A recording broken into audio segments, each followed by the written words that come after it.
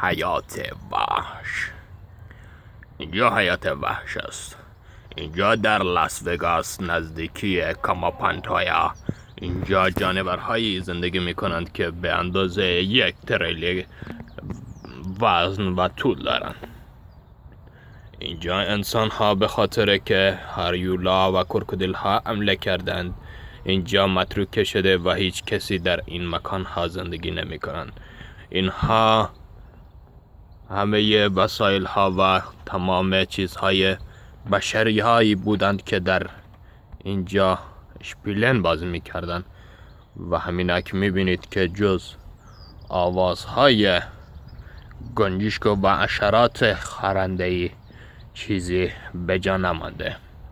اینجا هیچ انسانی یافت نمیشه، هیچ کسی. حالا اون کسی رو که میبینید در دوربین اون رو باز بخیر پاک کنید. بله، حیات وحش.